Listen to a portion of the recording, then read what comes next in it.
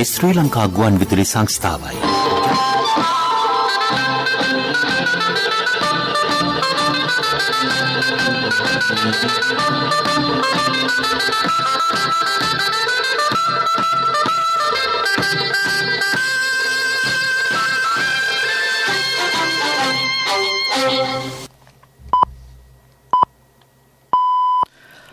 උදෑසන 6යි. මේ ශ්‍රී ලංකා ගුවන් විදුලි සංස්ථාවයි. මෙන්න ප්‍රවෘත්ති. සංස්කරණය හේමන්ත හෙට්ටිගේ. ප්‍රකාශය හිමානන්ද රාජපක්ෂ. විදේශ කටයුතු අමාත්‍යවරයා ඉන්දියාවේ සංචාරයක. මහකන්නේ වගාහානි සිදු වූ ගොවීන්ට වන්දි ගෙවීමේ දළ සටහන ලබන සතියේ අමති මණ්ඩලයට. ආනයනික සිමෙන්ති තුග ඉදිරි සති 3 තුල වෙළඳපළට. අපස උසස් පෙළ විභාගයට සියලු කටයුතු සූදානම්. කොරෝනා ආසාදිත ගැබිනි කාන්තාවන්ගේ සංඛ්‍යාවේ වර්ධනයක්. මාලදිවින සමග සම්බන්ධතා වර්ධනය කර ගැනීමට ශ්‍රී ලංකාව කැමැත්තෙන්. කර්මාන්ත 2022 ජාතික කර්මාන්ත ප්‍රදර්ශනය අදින් අවසන්. මොරොක්කෝවේ ලිඳකට වැටුණු 5 හැවිරිදි දරුවා මියයි. යෝන් ක්‍රිකට් ලෝක කුසලානය ඉන්දියාවට. දෙදින නිල සංචාරයක් සඳහා විදේශ අමාත්‍ය මහාචාර්ය ජී.එල්. පීරිස් මහතා ඉන්දියාව බලා අද පිටත් වෙයි. ශ්‍රී ලංකාව සහ ඉන්දියාව අතර සහයෝගීතාව ඉහළ නංවා ගැනීම සංචාරයේ අරමුණයි. ඉන්දියාවේ පැවැත්වෙන විශේෂ හමුවකට විදේශ අමාත්‍යවරයා සහභාගී වෙයි. ඉන්දියාවේ රැඳී සිටින කාලයේදී ජී.එල්. පීරිස් මහතා එරට අග්‍ර අමාත්‍යවරයා සහ විදේශ කටයුතු අමාත්‍යවරයා හමු වී සාකච්ඡා කරනු ඇත. එම සාකච්ඡාවලදී දෙරට අතර ද්විපාර්ශ්වීය මිත්‍ර සම්බන්ධතා, විදේශ සම්බන්ධතා තවදුරටත් පුළුල් කර ගැනීම සම්බන්ධයෙන් අවධානය යොමු කරනු ඇතැයි විදේශ කටයුතු අමාත්‍යාංශය පවසයි. කොරෝනා වෛරසයේ ව්‍යාප්තිය හමුවේ දෙරටේ ශ්‍රමිකින් රැකියාවලට ගෙන්වා ගැනීම මෙන්ම දෙරටේ සිසුන්ට උසස් අධ්‍යාපන ශිෂ්‍යත්ව පිරිනැමීම සම්බන්ධයෙන්ද එම සාකච්ඡාවලදී අවධානය යොමු කරනු ඇත. මහකන්නේ වගාහානිය සිදු වූ ගොවීන්ට වන්දි ගෙවීමේ දළ සටහන ලබන සතියේ ඇමති මණ්ඩලයට ඉදිරිපත් කරන බව අමාත්‍ය මහින්දානන්ද අලුත්ගමගේ මහතා කියයි. සමීක්ෂණවලට අනුව මහකන්නේ 30% පමණ වගාහානි සිදු වී තිබේ. පසුගිය දින කිහිපය තුළ රාජ්‍යයේ වී කිලෝග්‍රෑම් ලක්ෂ 50ක් මිලදීගෙන තිබේ. වියාලය මණ්ඩලය රුපියල් 90කට අඛණ්ඩව වී මිලදී ගන්නා බව කෘෂිකර්ම අමාත්‍යවරයා කියයි. රාජ්‍ය ආනයනය කරන සිමෙන්ති තොග සති 3ක් තුළ වෙළඳපළට නිකුත් කරන බව ගොඩනැගිලි ද්‍රව්‍ය හා කර්මාන්ත ප්‍රවර්ධන රාජ්‍ය අමාත්‍යාංශයේ ලේකම් කීර්ති රංජිත් අබේසිරිවර්ධන මහතා කියයි. සිමෙන්ති කොට්ටයක් රුපියල් 1500කට බොහෝගෙකින්ට අලෙවි කිරීමට විධිවිධාන යොදා තිබේ. අපස උසස් පෙළ විභාගය සඳහා සියලු කටයුතු සූදානම් බව විභාග කොමසාරිස් ජෙනරාල් එල්.එම්.ඩී. ධර්මසේන මහතා කියයි. දෙවෙනි පුරා මධ්‍යස්ථාන 2437කදී හෙට විභාගය ආරම්භයි. ඒ අවසන් වන්නේ ලබන මාස 5 වෙනිදායි. විභාග ආරම්භ වීමට නියමිත වේලාවට කලින් විභාග මධ්‍යස්ථාන වෙත පැමිණෙන්නයි විභාග කොමසාරිස් ජෙනරාල්වරයා විභාග අපේක්ෂකයින්ගෙන් ඉල්ලීමක් කරයි. හැඳුනුම්පත හා විභාග ප්‍රවේශ පත්‍රය රැගෙන යාම අනිවාර්ය වෙයි. ඒ හැර වෙනත් කිසිදු උපකරණයක් විභාග ශාලා පරිශ්‍රයට ගෙනීම වරදකි. තවදුරටත් කරුණු දැක් පැහැදිලි කරන විභාග කොමසාරිස් ජෙනරාල්වරයා. දැන් තියෙන්නේ ඊටම විනයානුකූලව හික්මීමකින් යුක්තව විභාග වංචා ආක්‍රමිකතා සිදු නොකර තමන්ගේ දැනුමින් තමන් පාඩම් කරගත් දේවල් වලින් ප්‍රශ්න පත්‍රයට මුහුණ දෙන එක. අගෝස්තු 30 තිබුණු විභාගය තමයි කොවිඩ් හේතු නිසා මේ කල්ගියේ. ඉතින් ඒ වුණාට ඔබ ඒව ගැන හිතන්න දෙයක් නැහැ. එනේන අභියෝග වලට මුහුණ දීම තමයි අපේ නියම ගමනක ආරම්භය වෙන්නේ. ඒ නැත්නම් ඒ අනාගතයේ පරදායි කරගන්න ගමන වෙන්නේ ඒ අභියෝග වලට මුහුණ දෙමින් ඉදිරියට යෑම.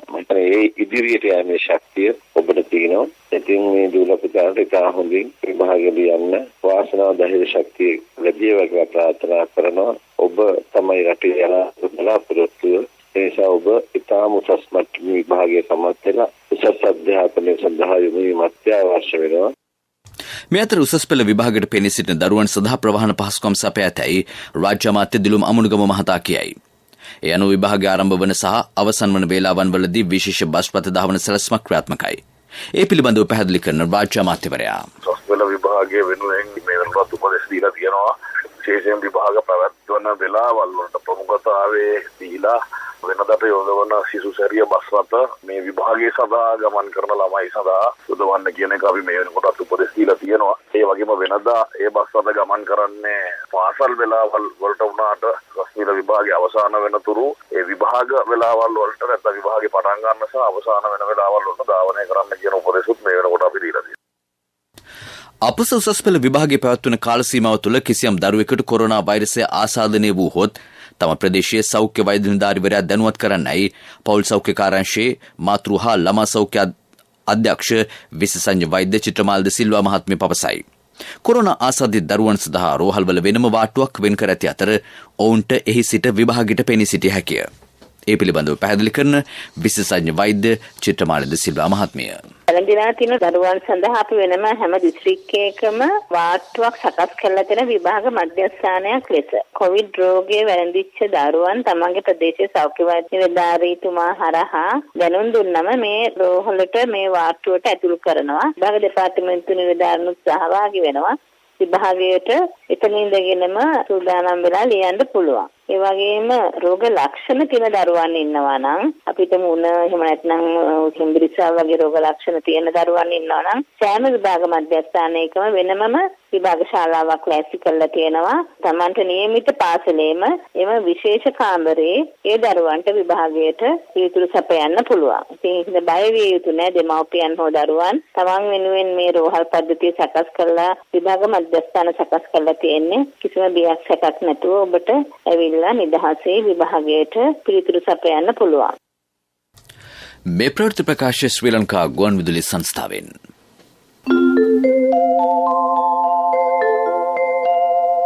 රෝගාබාධ රැසක් සඳහා ආවරණය සැලසෙන ශ්‍රී ලංකා ඉන්ෂුරන්ස් මෙඩි60.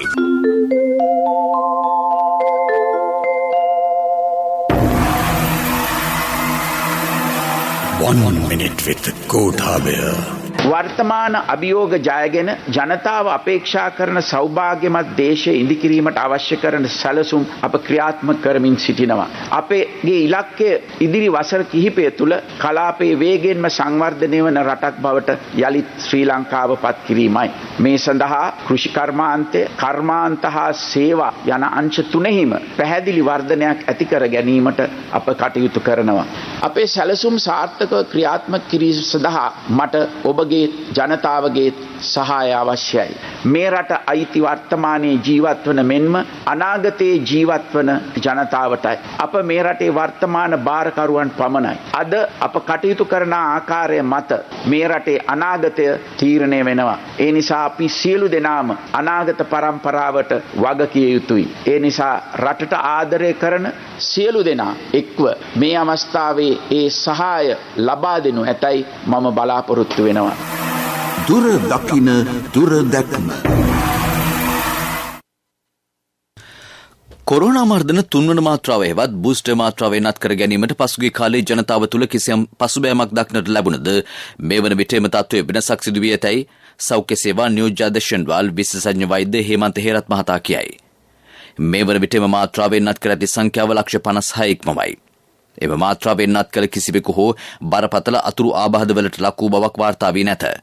එම නිසා එම මාත්‍රාව වෙනත් කර ගැනීමට කඩිනමින් ඉදිරිපත් වන්නයි විශේෂඥ වෛද්‍ය හේමන්ත හේරත් මහතා ජනතාවගෙන් ඉල්ලීමක් කරයි. සෑම සෞඛ්‍ය වෛද්‍ය නිලධාරී කාර්යාලයකම දිනපතාම පැවැත්වෙන එන්නත් වැඩපිළිවෙල තියෙනවා. මේ දිනවල පොඩ්ඩක් රීෂෙඩියුල් කරලා තියෙන්නේ. විභාග පැවැත්වෙන සහ පාසල් වසාදමා තිබෙන නිසා පාසල් වල මේ එන්නත් කිරීම ඒ පළාතේ සෞඛ්‍ය වෛද්‍ය නිලධාරීගෙන් විමසා දැනගෙන තමයි යා යුත්තේ. හැබැයි පාසල් වල එන්නත් ලබා දෙන අවස්ථාවේ දෙමව්පියන්ට පාසල් සම්බන්ධ වෙන අනික් අයට අවශ්‍ය වුණොත් ඒ ස්ථානයේදී මේ පුෂ්ටෙන්නක ලබා ගැනීමටත් පුළුවන්. ඉතින් ඒ නිසා හැකි පමණ ඉක්මනින් ප්‍රදේශීය සෞඛ්‍ය වෛද්‍ය නිලධාරී හා සාකච්ඡා කරලා ඒගොල්ලොත් එක්ක සහයෝගයෙන් කටයුතු කරොත් මේ එන්නත කරදරකින් තොරව ලබා ගන්න පුළුවන් වෙනවා. ඒ නිසා හැමෝගෙම ඉල්ලා සිටින්නේ ප්‍රමාද වෙන්නේ නැතුව ගිහිල්ලා මේ එන්නත ලබා ගන්න කියලා.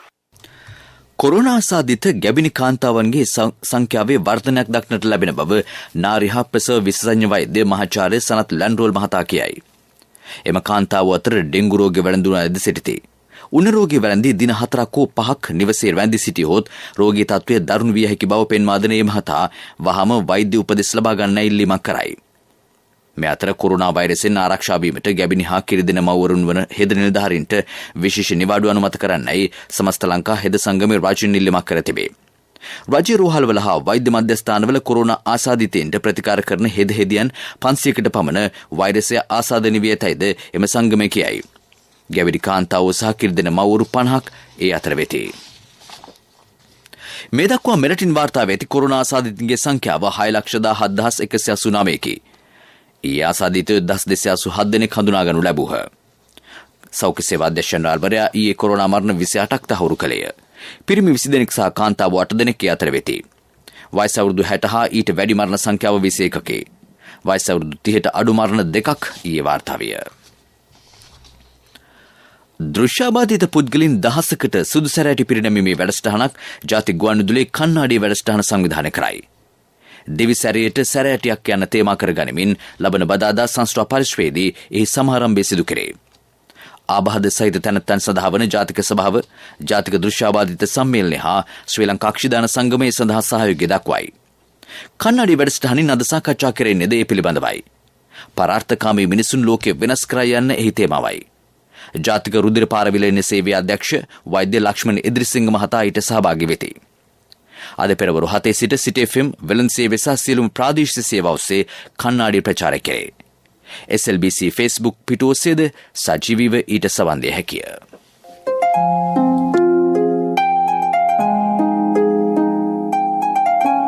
ජීවන ගමනේ දිශානතිය පෙන්වන විශ්වාසයේ ස්වාධීනත්වයේ ස්වාභිමානයේ සංකේතය දිවිසැරියට සැරයටයක්.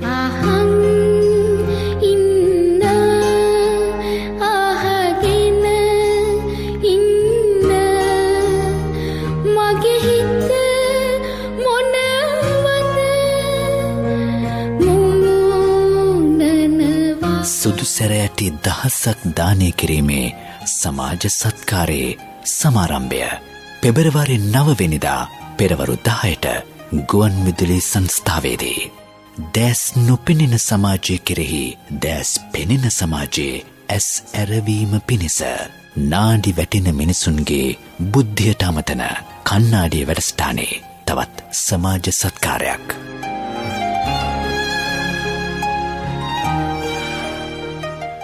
කොළඹ බණ්ඩාරනායක අනුස්මරණ ජාත්‍යන්තර සම්මානශාලා පරිශ්‍රයේ පැවැත්වෙන කර්මාන්ත 2022 ජාතික කර්මාන්ත ප්‍රදර්ශනය අදින් අවසන් වේ.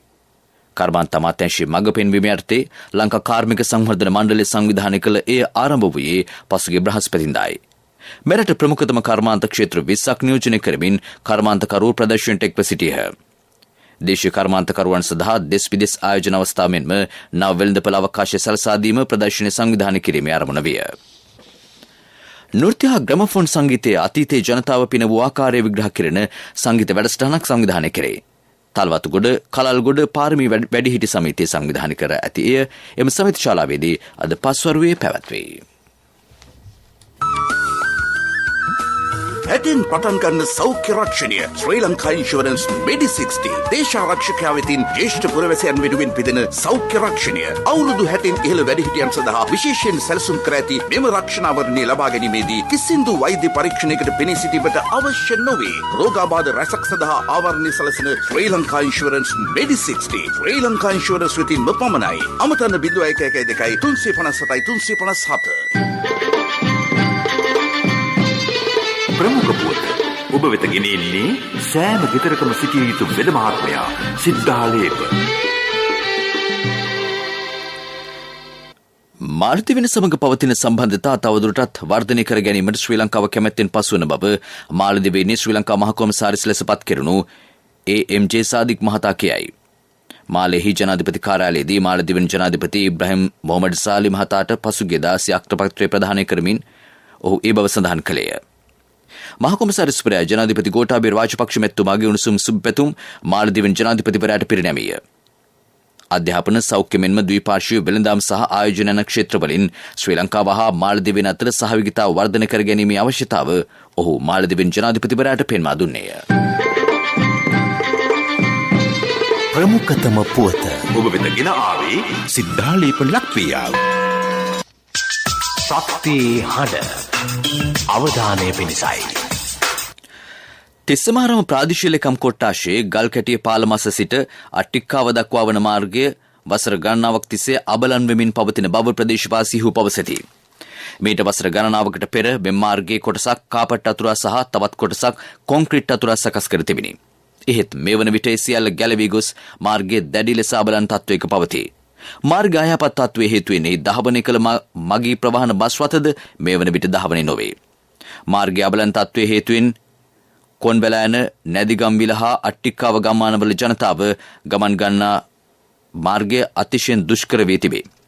පළත් මාර්ගයක් වන මෙහි දුර කිලෝමීටර් 5කි. මාර්ගය සංවර්ධන කර දෙන්නයි ප්‍රදේශවාසීහු බලධාරීන්ගෙන් ඉල්ලා සිටිති. තිස්සමහරාම ප්‍රාදේශීය ලේකම්තුමනි, මේ ඔබේ අවධානයටයි. විදෙස් පුවත්.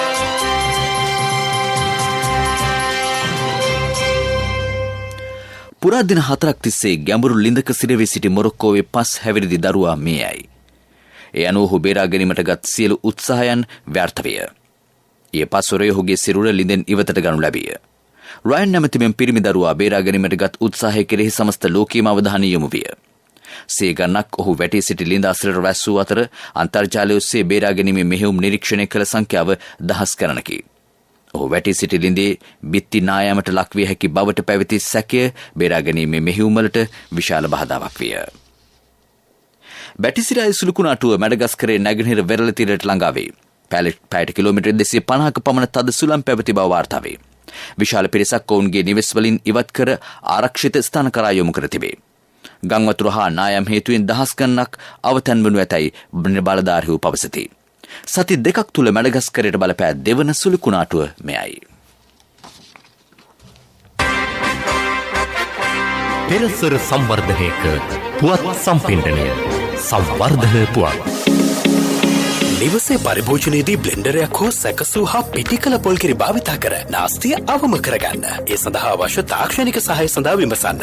1928 නාස්තිය අඩු කරගන්න, ආදායම වැඩි කරගන්න. මේ ඔක්කොම පොල් අකුරෙන් ලියා ගන්න. පොල් පර්යේෂණ ආයතනයේ පණිවිඩයක්. අම්පාර කළුගලයොයි ජලාශය මංගල දේවර නිකුත් කිරීම අද සිදුවිය. අම්පාර කළුගල්ලොය ජලාශයේ මංගල දේවර නිකුත් කිරීම අද සිදුවෙයි. අම්පාර උහන ප්‍රාදේශීය ලේකම් කොට්ටාශයේ බණ්ඩාරදුව ගම්මානයේදී කර ජලාශය සඳහා වාරමාර්ග දෙපාර්තමේන්තුව වැය කළ මුදල රුපියල් කෝටි 235කි. මෙම ජලාශය නක්කර 1500ක වගා කටයුතු සඳහා ජල පහසුකම් සැලසේ. පෙරසර සංවර්ධනයක පුවත් සම්පින්ඩනය සංවර්ධන පුවත්.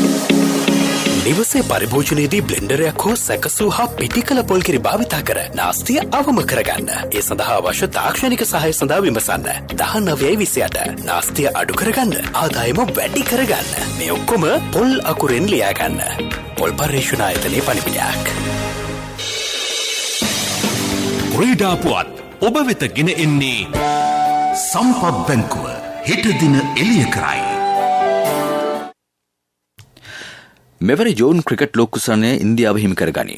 බටහිර කොදෙහි ඊයේ පැවති අවසන් තරගයේදී එංගලන්තය පරදවා කඩලු 4ක ජයක් වාර්තා කර ගැනීමට ඉන්දිය යෝන් කණ්ඩායම සමත් විය.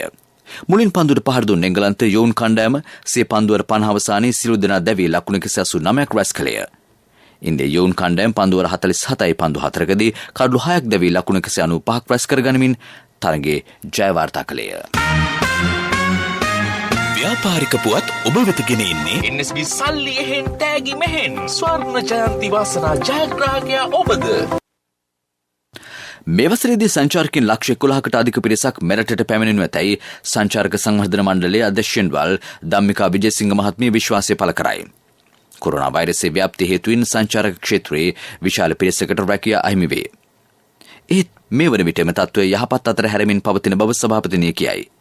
ඒ පිළිබඳව තවදුරටත් කරුණු දක්වන විජේසිංහ මහත්මිය. පුරෝකථනවල විදිහට සංචාරකයන්ගේ පැමිණීම් පිට දකින්න ලැබෙනවා. දෙසැම්බර් මාසේ 89506ක් ආවට පස්සේ අපි ජනවාරි මාසෙට අපේ පර්යේෂණ අංශයෙන් තිබුණා අපිට 79000 ගානක ඉලක්කයක්. අපිට ජනවාරි මාසේ සංචාරකයන්ගේ පැමිණීම සිදු වුණා 82327ක්. ඒ වගේම දැන් පෙබරවාරි මාසේ ගත්තොත් 1 වෙනිදා ඉඳලා 4 වෙනිදාට ඒ දින 4 තුල සංචාරකයන් 11,535ක් ලංකාවට පැමිණලා තියෙනවා. ඉතින් මේ තත්ත්වය වෙලා තියෙන්නේ තාම අපේ ප්‍රධාන වෙළඳපළක් වුණ චීනය තාමත් සංචාරය වලට විවෘත වෙලා නැහැ. ඒ වගේම ඉන්දියාව ඔමික්‍රෝන් රැල්ල නිසා පොඩ්ඩක් සංචාරණය අඩු වෙලා තියෙනවා. ඒ වගේ තත්ත්වයක් ඇතුළතත් අපි තාමත් අපේ පුරෝගතනත් එක්ක අපේ ඉලක්කත් එක්ක ගමන් කරනවා කියලා අපිට කියන්න පුළුවන්.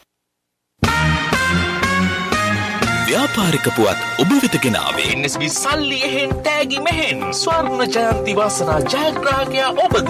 NSB ස්වර්ණ ජයන්තිය වෙනුවෙන් සුපිරි ජයග්‍රාහකයාට රන් පවුන් 50ක්, දෙවැනි ජයග්‍රාහකින් 10 දෙනාට ස්කූටර්, දෙවැනි ජයග්‍රාහකින් 10 දෙනාට iPhone, සිව්වැනි ජයග්‍රාහකින් 29 දෙනාට මවුන්ටන් බයික්. 2021 ඔක්තෝබර් 1 වෙනිදා සිට 2022 දෙසැම්බර් 31 දක්වා NSB U Trust තරහ අවමය වරකට ඇමරිකානු ඩොලර් 100ක් හෝ ඊට සමාන ඕනෑම විදේශ මුදලක් 3 වතාවක් එවන්න.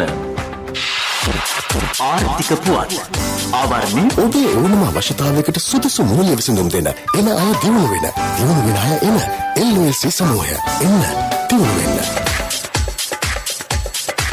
පවතින වීලි කාලගුණ තත්ත්වයේ තරමක වෙනසක් අද රාත්‍රී කාලයේ සිට අපේක්ෂා කරන බව කාලගුණ විද්‍යා දෙපාර්තමේන්තුව කියයි. නගරහිර ඌව සහ උතුරු මැද පළාත්වලත් හම්බන්තොට සහ මාතලේ දිස්ත්‍රික්කවලත් වැසිබාර කිහිපයක් ඇති වෙයි. සබරගමු පළාතෙත් නුවරඑළිය කළුතර ගාල්ල සහ මාතර දිස්ත්‍රික්කවලත් සවස් කාලයේදී ස්ථාන ස්වල්පයක වැසි හෝ ගෙගුරුම් සහිත වැසි ඇති විය හැකිය. දැන් දවසේ සටහන.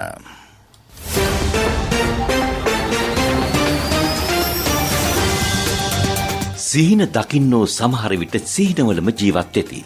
යථාර්ථයට මුහුණ දීමට මැලි වේ. අපේ රටේ දේශපාලඥයෝද සමහරක් එලෙස සිහින දකිති. සමහරු දැනටමත් ආණ්ඩු සාදා අවසන්. ඇමති මණ්ඩලයේද තෝරා අවසන්. ඒත් රට මුහුණ දී සිටින යාපාර්ථය හා ඊට පිළියම් කිසිවක් ඔවුන් ළඟ නැහැ. 3:35ම තමාගේ ඇඟේ දුවන්නේ මහජන සේවය සඳහා කැපවුණු රුධිරය හෙවත් ඇට මිදුරුවල ඇත්තේ ජනතා සේවය හා සුබ සාධනය බවත් පවසයි.